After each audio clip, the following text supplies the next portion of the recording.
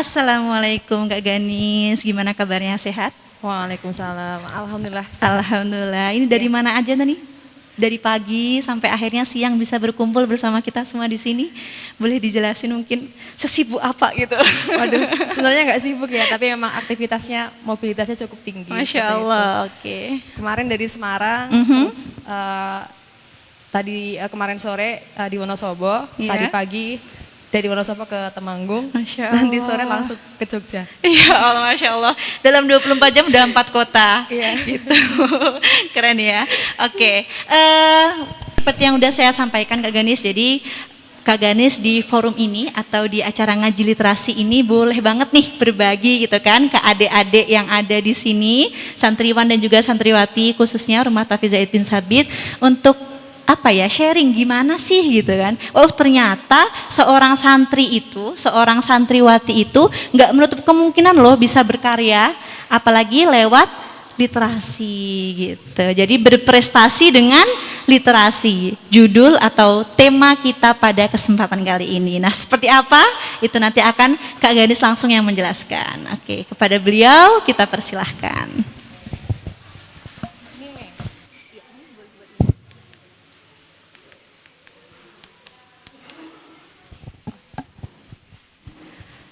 Izin berdiri ya Mbak ya?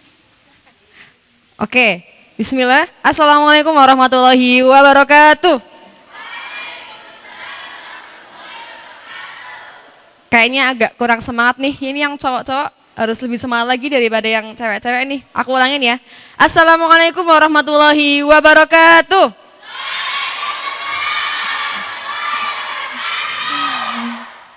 Baik, alhamdulillah. Innalhamdulillah nahmadu wa nasta'in wa nastaghfir wa na'udzubillahi min syururi anfusina wa min sayyiati a'malina may yahdihillahu fala mudhillalah wa may yudhlil fala hadiyalah asyhadu an la ilaha illallah wa asyhadu anna muhammadan abduhu wa rasuluhu dan nabiyyu wa rasulullah ba'da amma ba'du. Segala puji bagi Allah karena telah memberikan kita kenikmatan yaitu kesehatan dan juga kesempatan sehingga kita bisa bermuajahah secara tatap muka dalam acara ngaji literasi jilid 2 di hari Ahad ini yang insya Allah nanti akan selalu diberkahi dan juga akan selalu senantiasa ditemani oleh Allah Subhanahu wa taala. Kedua, tak lupa salawat dan salam senantiasa tercurahkan kepada baginda kita Nabi Allah Muhammad sallallahu alaihi wasallam. Semoga kita merupakan pengikutnya yang setia mengamalkan sunnah-sunnah yang beliau ajarkan hingga hari akhir kita nanti. Baik, teman-temanku semua, ini aku manggilnya teman-teman atau adik-adik ya? Kayaknya teman-teman aja kan kita hampir seumuran ya. Walaupun mungkin agak jauh dikit gitu kan, beda dikit. Baik teman-teman, kenalin aku Ganis. Teman-teman bisa manggil aku Ganis atau Nisa juga boleh. Aku asli Banjarnegara, tetapi pernah mondok selama 6 tahun di Almatera, di Al-Mu'min Muhammadiyah Tembara. Aku dulu mungkin pernah di posisi seperti kalian ya, duduk gitu kan ya sambil diam-diam memakan sosis gitu kan ya, di tengah ada orang yang berceramah misalnya. Tapi it's okay, nggak apa-apa. Nah baik teman-teman, pada siang hari ini kita pengen sharing-sharing aja nih. Nanti aku mau ngobrolin berkaitan dengan literasi dan pengembangan diri teman-teman. Kita memang sebagai seorang pelajar ya, ini karena aku juga masih pelajar ya, karena pelajar itu kan orang yang belajar nih. Jadi aku masih belajar, punya kewajiban untuk kemudian meningkatkan kemampuan literasi kita. Nah lebih daripada itu, literasi ini bisa kemudian kita kembangkan untuk mengembangkan diri kita menjadi pribadi yang lebih baik seperti itu. Dan harapannya kalau tadi kemarin saya ngobrol sama ustadzahnya teman-teman bahwa utamanya di Zabisa itu adalah kita bagaimana menjadi seorang hafidh-hafidhoh. Tetapi tanpa kemudian melupakan bagaimana kita meningkatkan keilmuan secara literasinya kita seperti itu. Makanya menjadi hal yang patut untuk kemudian kita perhatikan bersama bahwa literasi itu menjadi suatu hal yang urgent bagi teman-teman seperti itu. Bisa ya? Oke. Nah, sebelumnya kalau teman-teman mau diskusi sama aku atau mau ngobrol lebih lanjut, nanti kalau pulang waktu bisa megang HP, bisa follow Instagram aku, nanti aku follow back, DM aja, mau sharing atau kemudian mau diskusi sama aku, feel free buat nge-DM aku. Nah, kita mulai dari bagaimana membangun habit atau kemudian istilahnya habit itu apa ya? Kebiasaan literasi yang baik. Sebelumnya kita perlu ketahui dulu berkaitan dengan arti literasi itu sendiri, teman-teman. Kalau dalam KBBI ini, literasi itu merupakan kegiatan baca tulis.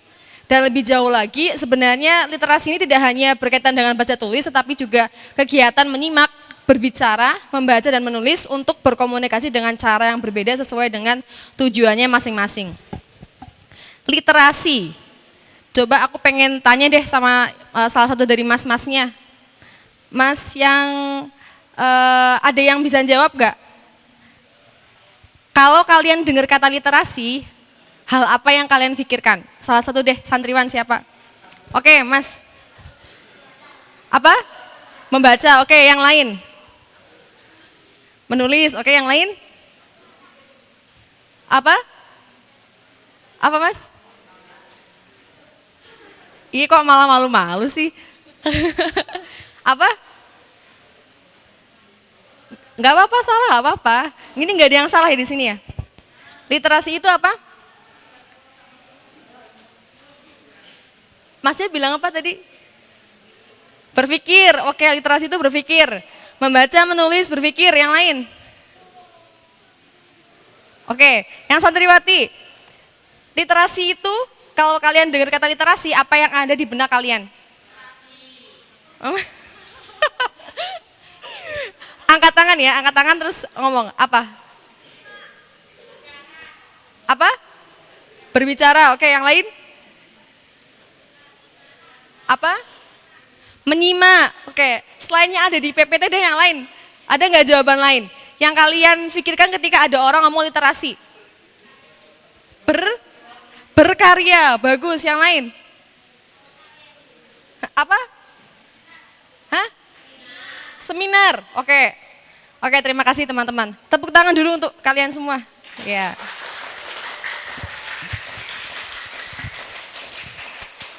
Jadi pada hakikatnya teman-teman, literasi itu memang kegiatan baca tulis. Tapi seiring perkembangan zaman, kalau kita ngomong literasi itu tidak hanya sekedar membaca buku atau menulis sebuah tulisan, tapi kemampuan seseorang dalam membaca keadaan, kemampuan seseorang dalam memahami suatu kondisi, kemampuan seseorang dalam menulis kondisi-kondisi tersebut dalam sebuah tulisan baik sifatnya yang mungkin yang cetak maupun yang online, itu bisa kemudian kita artikan sebagai literasi gitu kan. Jadi literasi bagaimana kita bisa memahami, memaknai sebuah ilmu pengetahuan melalui kegiatan membaca dan menulis. Membaca itu enggak yang literally membaca buku ya, tetapi membaca keadaan, membaca kondisi temannya gitu kan. Apakah temannya sedang marah sama kamu gitu kan, kamu bisa ngedetek itu gitu kan. Atau kemudian membaca kondisi lingkungan, membaca keadaan forum dan lain sebagainya. Itu merupakan suatu kemampuan yang harus dimiliki sama seorang pelajar kayak kita sekarang gitu. Nah, kalau kata Muhammad Hatta, aku rela dipenjara asalkan bersama buku, karena dengan buku aku bebas. Teman-teman bisa memaknai bahwa kegiatan literasi, salah satunya adalah membaca, itu membuat kita yang tadinya terbelenggu oleh hal-hal yang mungkin membelenggu kita, itu terbebas dengan yang namanya buku. Kita sering dengar kalimat klise bahwa buku itu jendela ilmu. Buku itu jendela dunia. Lebih daripada itu, buku membawa kebebasan buat kita. Kebebasan di sini itu bukan yang berkonotasi negatif ya teman-teman, tetapi bebas itu artinya dari kejahiliahan, dari ketidaktahuan, kemudian dibebaskan menjadi tahu, menjadi lebih pandai. Itulah fungsinya buku. Nah, teman-teman bisa ngelihat di layar gitu kan, ada buku You Do You, punya Felix Nandorobi. Ada yang pernah baca belum? Ada yang pernah? Atau tahu? Ada yang tahu nggak? Tahu ya? Tahu ya? Ya karena ini bestseller di Gramedia. Kemudian Muslimah yang diperdebatkan, bukunya Mbak Kalis. Kemudian ada Atomic Habits, kemudian ada Filosofi Teras. Ini contoh buku-buku pengembangan diri dan juga buku-buku kemuslimahan yang bentuknya adalah non-fiksi. Ada yang tahu perbedaan fiksi sama non-fiksi? Fiksi tidak nyata. Oke, kalau non fiksi nyata. Ya boleh diartikan seperti itu. Jadi kalau misalnya kita ngomongin fiksi artinya suatu hal yang hayalan gitu kan. Kalau kalian tuh ngidolin nge-idolin ya kayaknya nggak ada sih gitu kan. Nge-idol K-pop atau apapun itu gitu kan, itu namanya mengidolakan cowok fiksi gitu kan, anime gitu-gitu kan. Tapi kayaknya nggak ada ya di sini, nggak ada ya? Oh ada nih Ustazah. Ternyata jangan-jangan kalian ARMY ya? Enggak, ya alhamdulillah, ya nggak apa-apa gitu. Jadi teman-teman, buku yang ada di tampilan tadi ini adalah buku-buku fiksi, buku-buku non fiksi yang itu merupakan suatu hasil dari penelitian atau kemudian pengembangan diri dan lain sebagainya. Dan seperti yang dikatakan oleh Muhammad Hatta, bahwa buku-buku ini itu bisa membawa sebuah kebebasan dari diri kita. Artinya kita tadinya jahil jadi lebih pandai gitu kan, yang nggak tahu jadi tahu dan lain sebagainya gitu kan, bebas dalam konotasi yang positif seperti itu, bukan yang negatif. Dan kata Buya Hamka, membaca buku-buku yang baik berarti memberi makanan rohani yang baik. Yang digarisbawahi adalah membaca buku-buku yang baik gitu kan. Karena pasti akan ada buku-buku yang tidak baik, buku-buku yang istilahnya kalau mahasiswa ngomongnya buku-buku kiri gitu kan ya, buku-buku yang itu mungkin akan mendegradasi atau mengurangi religiusitasnya kita misalnya gitu kan ya. Tetapi kalau kata Buya Hamka, membaca buku yang baik itu artinya memberi makan rohani yang baik. Ruh kita itu juga butuh makan juga teman-teman, enggak cuman perut kita doang. So kalau kata Buya Hamka, bagaimana cara memberikan makan rohani kita gitu kan, selain dengan ibadah, kita juga bisa memberi makannya dengan cara membaca buku. Semisalnya teman-teman baca bukunya Buya Hamka tentang perempuan, atau kemudian baca bukunya Salim Afilah, tahu nggak yang lapis-lapis keberkahan? Tahu? Atau pernah baca? Tahu doang? Tahu aja. Kemudian buku Kepunahan ke-6 tentang bahwasanya manusia itu sudah dihadapkan oleh climate change yang bisa menghancurkan populasi umat manusia gitu kan. Kemudian ada buku judulnya itu kalau nggak salah the thing that you can see when you slow down. Hal-hal yang bisa kamu lihat ketika kamu itu sedang tidak terburu-buru atau slow down. Nah, buku-buku ini itu buku-buku yang baik untuk pengembangan diri teman-teman, untuk kemudian penambah wawasan teman-teman seperti itu. Jadi ini bisa memberi makan rohani kalian supaya bisa istilahnya lebih baik lagi. Lebih jauh lagi, buku itu teman-teman enggak cuman kalian baca doang, tapi kalian pahami maknanya, kemudian kalian resapi gitu kan, sehingga bisa lahir aksi nyata dari gerakan-gerakan kalian. Contohnya misalnya kayak buku Kepunahan ke-6. Kalau nanti teman-teman baca buku Kepunahan ke-6, itu tentang bahwasanya umat manusia itu selama ini dunia itu selama ini telah mengalami 5 jenis kepunahan sampai sekarang. Terakhir itu kepunahan dinosaurus ya, yang kelima seperti itu. Nah, kita dihadapkan oleh permasalahan bahwa umat manusia akan mengalami kepunahan ke-6 karena krisis iklim, karena adanya senjata biologis dan lain sebagainya. Ini merupakan prediksi-prediksi atau kemudian hal-hal yang memang bisa kemudian kita lihat bibit-bibitnya dari sekarang.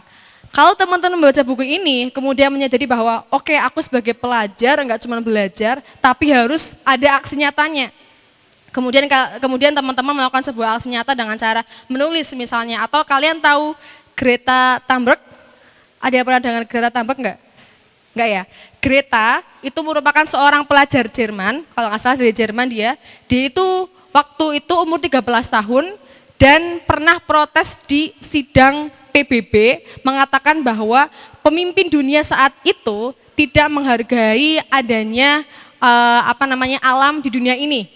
Kemudian adanya pembabatan hutan secara habis, kemudian adanya industri yang kemudian semakin meningkat tajam jumlahnya dan lain sebagainya, sama saja kita itu menyakiti alam kita. Padahal kita itu hidup dari alam. Si Greta ini waktu ngomong di sidang PBB yang tingkat internasional itu seumuran kalian teman-teman. Nah, itu bermula dari dia baca buku, kemudian berdiskusi dengan orang banyak, lalu dia melakukan sebuah aksi nyata, anak kecil 13 tahun protes ke para pimpinan dunia, ke para presiden dan juga Perdana Menteri dunia ini bahwa kita itu butuh untuk kemudian save our earth gitu kan, untuk kemudian menjaga bumi kita. Bermula dari membaca buku. Nah, makanya baca buku itu sebenarnya antara bahaya dan bermanfaat. Bahayanya kalau misalnya baca bukunya yang menjerumus ke arah-arah yang hal-hal ini tidak baik, misalnya yang di luar syariat Islam atau kemudian mendegradasi ideologi kita, yaitu akan aksinya akan negatif gitu kan. Tapi kalau kita baca buku yang bermanfaat, insya Allah nanti impact-nya juga bakal ke masyarakat luas seperti itu. Nah, kemudian kita ngomongin buku yang fiksi teman-teman. Buku fiksi itu, siapa yang pernah baca buku fiksi? Nah, ini apa-apa? Judulnya apa kalian pernah baca, Mbak? Apa? Apa? Coba. Angkat tangan terus ngomong. Ya, oke, Mbaknya. Samuel, itu cerita dari Wattpad, diangkat jadi novel. Oke, yang lain. Apa tuh, yang apa? Tereli yang? Apa? Serial Bumi ya, Bumi, Bintang, Bulan, Matahari. Kamu udah sampai ke yang apa? Ceros, batu, apa yang apa? Kenapa? Selena sama Nebula. Oke, berarti udah akhir ya. Atau belum sih, ada berapa seri sih? 13 ya? 13 ya, banyak banget ya. Aku aja belum baca semuanya. Yang lain, selain Tereli. Apa? Galaksi itu tentang apa tuh? Wattpad juga. Aduh, ini kalian tuh semuanya penyuka Wattpad ya, tapi nggak apa-apa. Apa? Hah? Apa? Santri pilihan Bunda. Itu cerita Wattpad juga. Oh, ceritanya tentang kamu dijodohin sama santri kayak gitu. Oke. Nah, apakah membaca novel seperti itu salah teman-teman? Salah nggak menurut kalian? Kenapa emangnya? Karena bisa memperbanyak kosakata. Pinter banget jawabannya ya, karena bisa memperbanyak kosakata. Oke, yang lain. Oke, meningkatkan imajinasi kita. Nikah sama anaknya Pak Kiai kayak gitu. Atau gimana? Oke, baik. Menambah kosakata dan lain sebagainya. Nah, sering terjadi di kita yang namanya book shaming, teman-teman. Kalian tahu book shaming?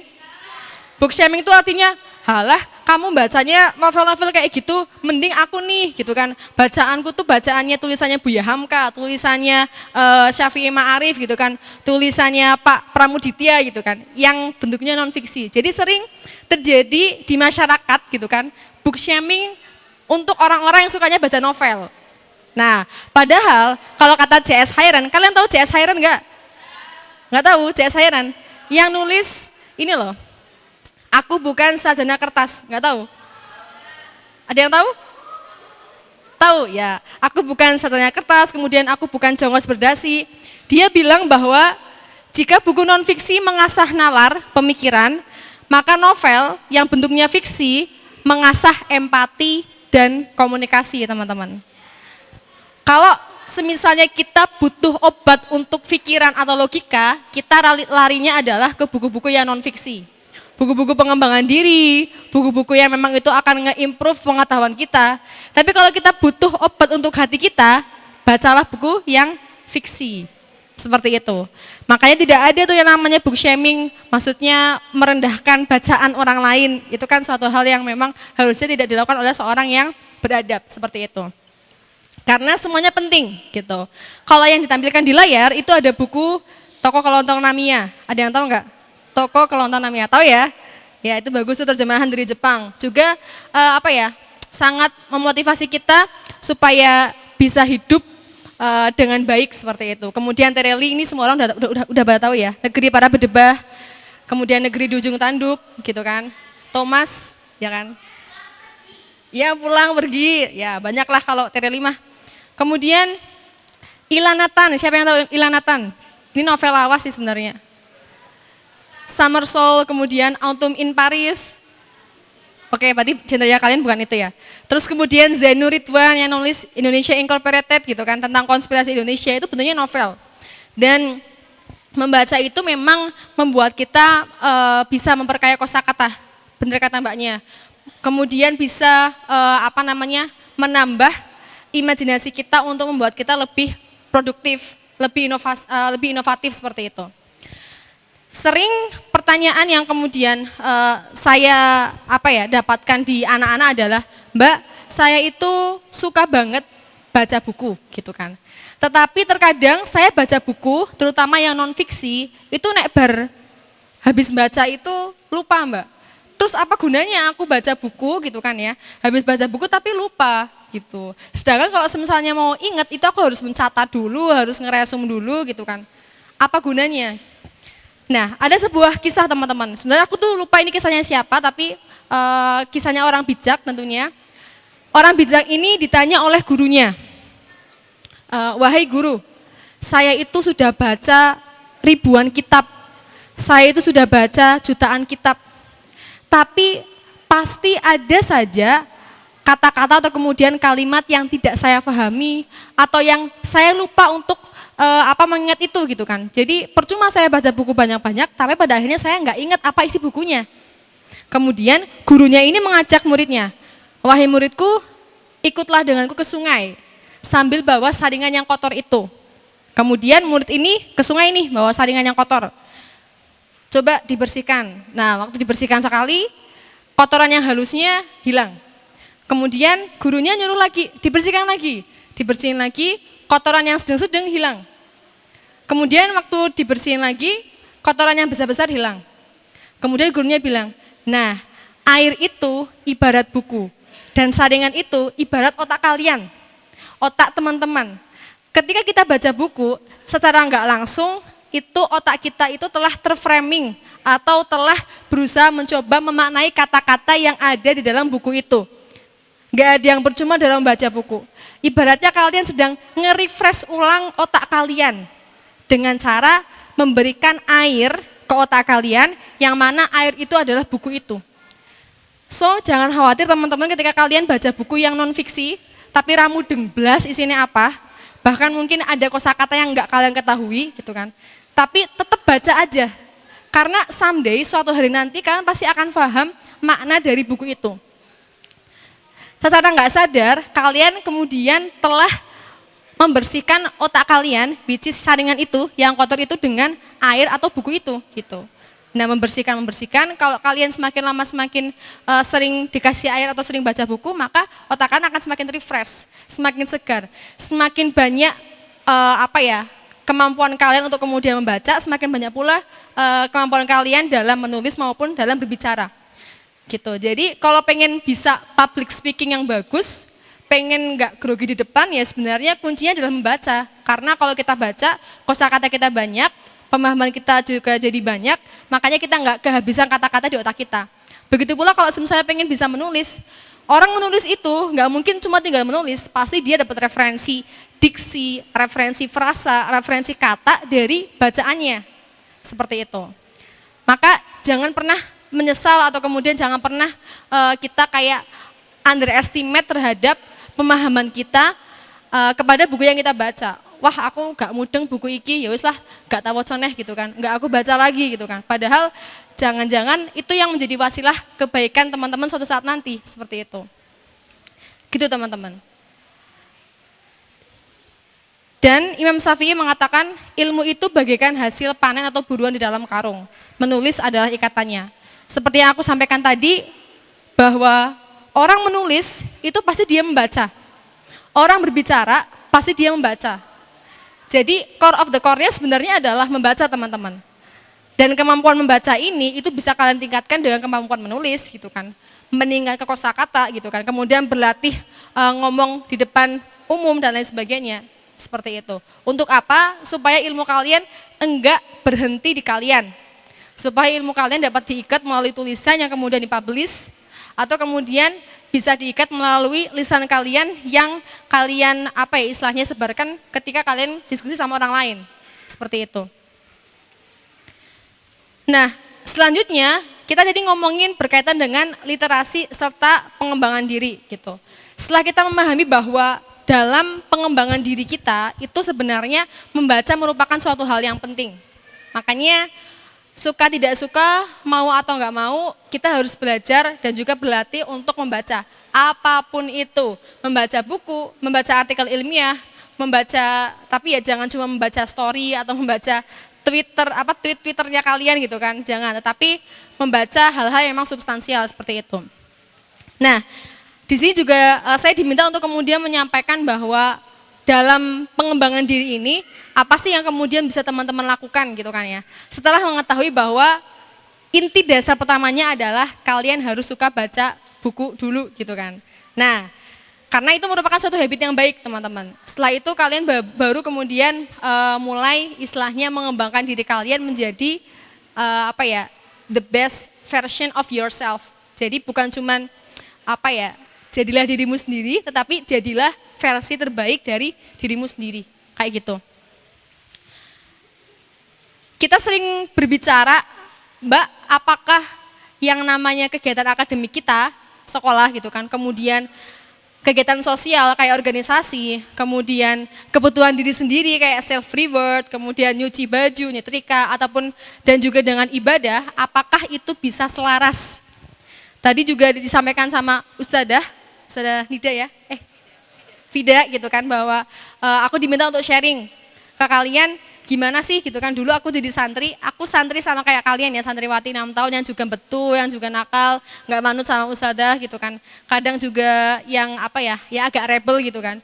Tetapi apakah pertanyaannya bisa nggak sih seimbang gitu kan? Kalau kita ngomongin kehidupan di pondok pesantren, semua itu bisa seimbang atau enggak gitu? Jawabannya adalah tergantung teman-teman. Tergantung tuh bukan tergantung mati gitu enggak ya, tapi memang teman-teman itu punya prioritasnya masing-masing. Kalau semisalnya semuanya bisa seimbang, pasti harus ada yang dikorbankan. Contoh ya teman-teman, dulu ketika aku di pondok, itu aku aktif organisasi. Akademik alhamdulillah dikasih kemampuan sama Allah buat bisa dapat ranking lah. Kemudian secara ya kalau ibadah mah Allah yang menilai gitu kan. Tetapi aku merasa bahwa antara akademik dan juga organisasiku itu seimbang, bagus semua. Tetapi yang kewalahan adalah diri sendiri. Karena kalau Ustazah Nadia tahu betul saya gitu kan ya, karena memang kami sekamar, kemudian sesirkel, seangkatan gitu kan. Aku itu istilahnya keteteran di masalah pribadi kayak nyuci, nyetrika karena saking sibuknya waktuku gitu. Jadi pasti ada hal-hal yang akan kalian korbankan. Kalau dalam aku dulu yang aku korbankan adalah kesehatanku, yang aku korbankan adalah waktu untuk nyuci, waktu untuk kemudian nyetrika sama me time sama teman-teman gitu. Tetapi itu adalah pilihan kalian. Kalau misalnya kalian bisa seimbang semuanya bagus banget gitu. Hanya saja kita di sini akan ngomongin bagaimana cara memaksimalkan potensi santriwan dan juga santriwati yang ada di sini gitu. Kalau bisa hafalannya berjalan, kegiatan baca bukunya juga jalan, aktivitas sosialnya jalan, tapi diri sendirinya enggak kapiran, tetap keurus seperti itu. Begitu. Yang pertama adalah kalau kita pengen jadi seorang pelajar yang prestatif gitu kan, mapping your goals. Yang pertama, mapping your goals, apa artinya? Mapping your goals. Apa? Mapping your goals, artinya apa? Nah itu pakai Google Translate itu. Enggak apa, coba dicari. Mapping your goals artinya apa? Mapping itu memetakan. Your goals artinya adalah impian kamu. Kita perlu untuk memetakan impian kita teman-teman. Coba aku tanya yang tadi udah santriwati, santriwan sekarang. Santriwan, Mas yang pakai topi. Oh, ada 2 orang ya? Yang belakang ada yang belakang. Ya. Mas namanya Mas siapa? Siapa? Fikri. Jeffrey. Mas Jeffrey kelas berapa? Kelas 10. Oke, Mas Jeffrey kelas 10. Mas Jeffrey punya cita-cita jadi apa?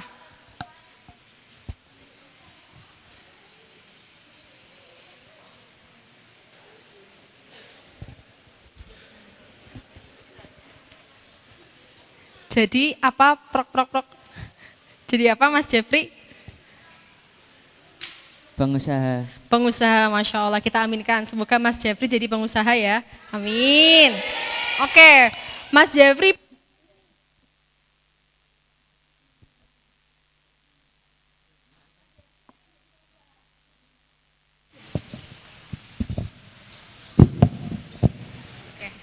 Mas Jeffrey pengen jadi pengusaha. Apa yang sudah Mas lakukan sampai di kelas 10 ini untuk apa ya, meraih goals yang Mas inginkan? Kira-kira apa? Langkah kecil aja deh gitu kan yang udah Mas lakuin.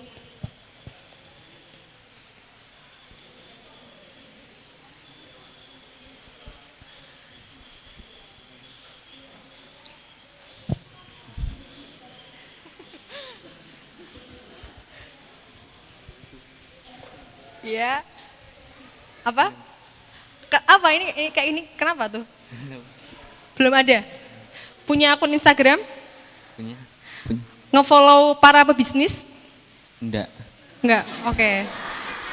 Oke. Kenapa pengen jadi pengusaha Mas Jeffrey? Karena duitnya banyak. Enggak Oke. tahu. Hah? Karena nggak tahu. Serius ini. Kenapa pengen jadi pengusaha? Atau orang tua ada usaha terus pengen lanjutin usahanya orang tua gitu atau gimana? Orang tuanya pengusaha. Orang tua pengusaha. Ya. Terus kepengen lanjutin usahanya orang tua. Iya, ya enggak ngelanjutin tapi. Enggak ngelanjutin tapi mau bikin saingan baru buat nyaingin usahanya orang tua kayak gitu. Enggaknya. Oh enggak. Enggak Oke. nyanyiin. Jadi Buat sendiri. kenapa? Pengen buat usaha sendiri. Oke, pengen buat usaha sendiri. Baik. Nah, Mas Jeffrey per hari ini, mulai hari ini dan teman-teman semua, kalau kalian punya mimpi, mapping your goals, petakan mimpimu. Kalian punya mimpi satu nih, aku pengen jadi dokter. Tapi untuk menjadi dokter, aku harus ngapain. Nah, ngapainnya ini harus kalian petakan jangka panjangnya. Oh, oke, aku pengen jadi pengusaha. Kalau aku pengen jadi pengusaha, artinya aku harus kuliah di jurusan Fakultas Ekonomi dan Bisnis. Misalnya, gitu kan. Untuk bisa berkuliah di Fakultas Ekonomi dan Bisnis, berarti aku harus masuk ke perguruan tinggi. Misal Mas Jeffrey target yang bagus adalah Fakultas Ekonomi UI, gitu kan. Untuk masuk UI, aku harus ngelewatin beberapa seleksi, bisa SNMPTN, bisa SBMPTN, bisa ujian mandirinya UI atau SIMAK, gitu kan. Untuk bisa lolos SNMPTN, berarti aku harus ngapain. Nah, memetakan goals ini ya harus teman-teman sadari mulai sekarang.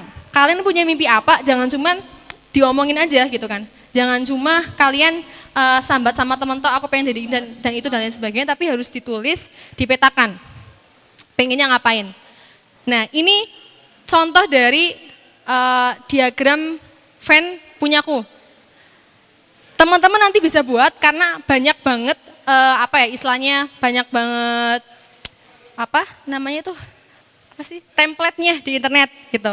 Yang pertama adalah teman-teman harus tahu apa yang teman-teman sukai, what you love. Kemudian what the world needs, apa yang dunia butuhkan. Kemudian what you can be paid for, hal apa yang bisa kalian lakukan dan kalian dibayar untuk itu. Dan yang terakhir adalah kalian itu bisanya di apa. Nah, ini panjang sebenarnya prosesnya teman-teman untuk menemukan kamu sukanya apa, kamu bisanya apa, kamu bisa dibayar di mana gitu kan. Itu harus dipetakan dari sekarang. Kenapa dari sekarang sih Mbak? Karena fase-fase pasca SMA itu fase-fase yang sangat luar biasa. Karena aku memang di perkuliahan jadinya aku merasakan hal-hal yang memang nggak aku rasakan di pondok. Kalau kita nggak memetakan dari sekarang, kita akan jauh tertinggal dari teman-teman yang di luar sana teman-teman. Aku masuk Undip semester 1 nggak betah.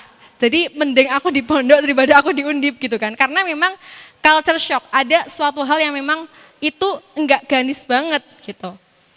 Nah, makanya jangan sampai aku nggak mau teman-teman merasakan hal yang sama kayak aku. Makanya aku ngasih tahu ke kalian bahwa kalian harus mapping goals kalian dari sekarang. Aku insecure. Jadi kalau misalnya di pondok gitu kan, di pondok oke lah ganis, dapat ranking dan lain sebagainya gitu kan. dan kemudian semua orang mengenal Ganis gitu kan di pondok. Tetapi ketika masuk Undip gitu kan, itu aku bagaikan remahan rengginang gitu kan, di antara lesehan Padang gitu kan. Jadi memang orang-orang itu sangat luar biasa di luar sana teman-teman. Kalau kita sebagai orang pondok gitu kan, santriwan-santriwati enggak bisa survive di luar, ya kita akan tergantikan gitu kan oleh peran-peran teman yang lain. Makanya jangan sampai teman-teman kehilangan goals-nya teman-teman. Karir plan, nah ini kalau karir plan gak usah ya, intinya karir plan ini bisa kalian ganti dengan education plan atau kemudian plan kalian terdekat. Semisal kalau kalian pengen lanjut ke Mahat Ali gitu kan, tulis gitu kan, 5 tahun ke depan aku pengen ke Mahat Ali di tahun 2024 misalnya. Mahat Ali mana jelas, kapan waktunya, lewat jalur apa masuknya. Aku pengen masuk ke Al-Azhar misalnya. Oke, Al-Azhar jalur Kemenak 2026 misalnya. Itu harus jelas mau kemana, lewat apa, kapan, harus rinci. Itu karir plan. Setelah kalian mapping your goals, kalian tahu mau kemana, yang kedua adalah buat jadwal harian dan mingguan. Bikin jadwal yang itu merupakan to-do list teman-teman. Kalau kalian habis belajar malam, kemudian mau tidur, kalian tulis, besok aku mau ngapain ya setelah KBM. Besok aku mau ngapain ya setelah setelah ngaji dan lain sebagainya gitu kan, harus jelas. Dan jadwal harian ini adalah untuk menunjang your goals, menunjang tujuan kalian. Misalnya goalsku adalah misalnya lulus dari MA atau SMA itu bisa jadi hafidh-hafidhoh misalnya. Ya kalian target gitu kan, kapan harus setoran, hari ini harus setoran berapa, target aku bisa mutkinnya kapan, kayak gitu. Jadi harus ditulis. Jangan sampai kalian, ya benar hidup itu adalah let it flow, biarkan mengalir. Tapi nek mengalir terus, nek ketabrak hal-hal yang nggak enak gitu kan ya, ketabrak apa, kayu atau ketabrak batu dan lain sebagainya, ya itu harus kita antisipasi dengan cara membuat jadwal harian, jadwal mingguan yang itu menunjang goals teman-teman gitu. Yang ketiga adalah buat skala prioritas dan reminder. Nah, ini skala prioritas teman-teman. Ada yang pertama adalah do it today, lakukan hari ini. Yaitu hal-hal yang urgent dan important. Atau yang kedua adalah hal-hal yang enggak urgent tapi penting, bisa kalian lakukan besok. Dan seterusnya, harus dibikin tabel skala prioritas. Yang keempat, hidup sehat. Nah, ini perlu nih. Hidup sehat. Kalian belajar mati-matian, hafalan mati-matian, tapi kalau misalnya tidak menjaga kesehatan kalian, ya akan percuma. Tidak akan dapat kenikmatan dari proses maupun kenikmatan dari hasilnya. Siapa nih yang ngalamin kayak gini? Jadi kalau misalnya berdiri sedikit langsung bengkean gitu kan ya. Baca buku dikit langsung pusing gitu kan ya. Langsung matanya langsung berkunang-kunang gitu kan. Siapa yang udah pernah ngalami tanda-tanda seperti ini? Ini remaja jompo, berarti kan ini kita semua. Aku juga sama gitu kan. Ini sebenarnya aku berdiri udah agak sakit sininya gitu kan. Karena apa? Karena kita kurang bergerak teman-teman. Sudah nikmat dengan dunia kita sendiri gitu kan. Tapi alhamdulillah kalau di pondok aku rasa karena nggak ada HP, jadi bisa lah ya. Kalau misalnya bergerak dan lain sebagainya. Kalau santriwan mah ada sapala nggak sih Mbak di sini?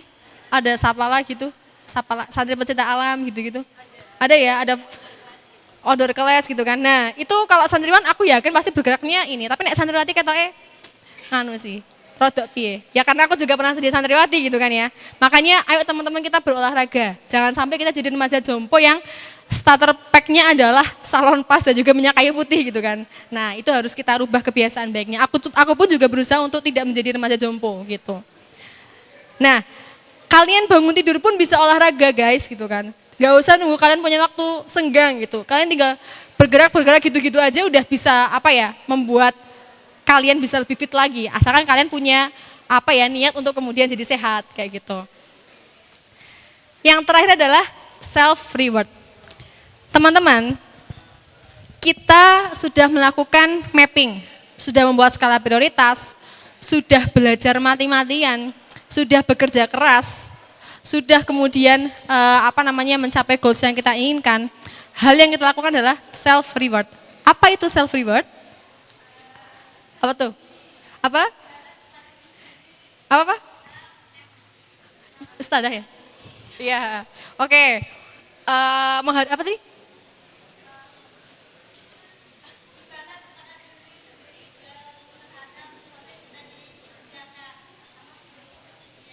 Ya, oke. Yang lain? Yang Santriwati? Self reward itu apa? Self reward. Hadiah. Menghadiahi diri sendiri. Oke, jadi kita beli hadiah untuk diri kita sendiri. Ya, betul ya. Self reward artinya kita bikin suatu reward untuk diri kita sendiri. Dan rewardnya orang itu beda-beda. Ada orang yang memang lagi stres banget, pengennya makan. Ya wis makan wae. Beli seblak, beli cimol seakai-akai sampai kalian merasa bahwa kalian sudah melaksanakan reward untuk diri kalian sendiri. Gitu. Dan self reward ini bentuknya macam-macam. Kalau mungkin kalian yang suka nonton film gitu kan, bisa kalian nonton film. Kalau di pondok kan mungkin terbatas gitu kan. Tapi kalau semisal balik ke rumah bisa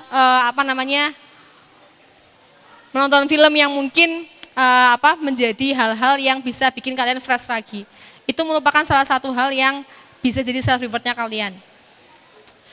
Atau me time, gitu kan, me time bikin kopi susu di senja hari, mendengarkan lagu indie gitu kan ya, me time gitu kan, si paling indie gitu kan.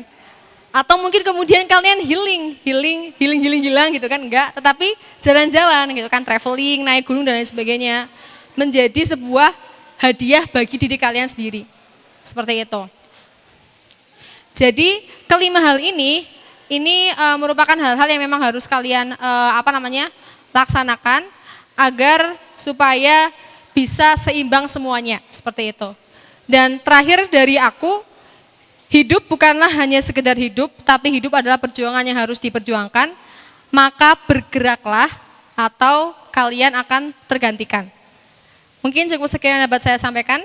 Terima kasih atas waktunya. Saya kembalikan ke Mbak Vida. Wassalamualaikum warahmatullahi wabarakatuh.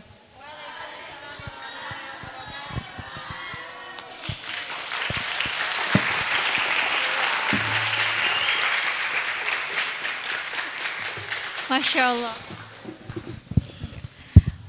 Masya Allah, luar biasa sekali ya materi yang telah disampaikan oleh Kak Ganis ini. Jadi tadi Kak Ganis menyampaikan bahwa literasi itu ternyata mengajarkan kita untuk peka terhadap lingkungan kita, peka terhadap kondisi kita gitu. Jadi kayak yang kurang-kurang peka gitu kan mungkin jadi kurang bacanya gitu ya Kak ya. Gitu. Dan juga tadi Kak Garis juga sudah menyampaikan gitu kan bagaimana cara kita untuk mencapai goals-goals yang sudah kita impikan gitu. Ada yang tadi dibikin mapping dan lain sebagainya gitu ya. Nah sekarang nih adalah waktunya sesi tanya jawab. Nah dari teman-teman dari santriwan maupun santriwati ada yang mau ditanyakan? Kak Ganis dulu mulainya gimana Kak atau gimana gitu? Ada yang mau menanyakan sesuatu? Yang santriwan? Yang santriwati? Oh ada? Gak apa-apa loh. Ayo yang mau tanya boleh langsung angkat tangannya. Nanti ada yang menyerahkan mic.